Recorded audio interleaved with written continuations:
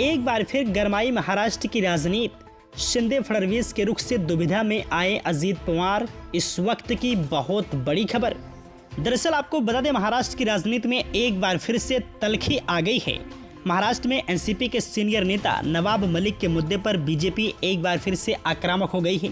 प्रदेश के deputy CM Devendra Fadnavis ने कहा है कि हम नवाब मलिक के साथ नहीं बैठ सकते। उन्होंने इसकी वजह बताते हुए कहा कि जिस नवाब मलिक पर देशद्रोह का आरोप है, उनके साथ नहीं बैठा जा सकता है। देवेंद्र फडणवीस ने इसी बाबत राज्य के उप मुख्यमंत्री अजीत पवार को भी एक चिट्ठी लिखी है। देवेंद्र फडणवीस की इस चिट्ठी से प्रदेश की सियासत में नई हलचल मच गई है। सबसे खास बात यह है कि मुख्यमंत्री एकनाथ शिंदे भी फडणवीस के सुर में सुर मिला चुके हैं। एकनाथ शिंदे ने कहा है कि नवाब मलिक को लेकर हम अपने पिछले रुख पर कायम हैं।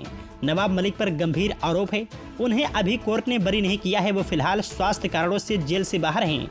उन्होंने कहा है कि नवाब मलिक का सत्तारूढ़ दलों की बेंच पर बैठना ठीक नहीं है।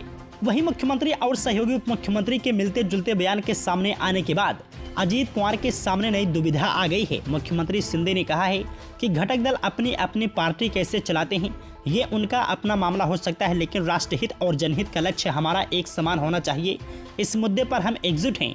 इसके साथ ही उन्होंने अजीत पवार से अपील की है कि वे उचित रुख अपनाएंगे। मुख्यमंत्री एकनाथ शिंदे ने पूरे मसले पर विपक्ष की भी कड़ी आलोचना की है। उन्होंने कहा है कि विपक्ष को नवाब मलिक के मसले पर कुछ भी बोलने का नैतिक अधिकार नहीं है।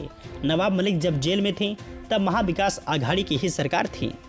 वहीं आपको बता दें, इस पूरे मामले में नवाब मलिक ने भी अपनी प्रतिक्रिया जाहिर की है। उन्होंने कहा है कि जिस देवेंद्र फडणवीस ने ऐसी चिट्ठी लिखी है, उनकी भूमिका दोहरी है। नवाब मलिक ने सवाल उठाया है कि जम्मू कश्मीर में बीजेपी सरकार बनाने के लिए पीडीपी और महबूबा मुफ्ती से कैसे गठबंधन कर लेती है।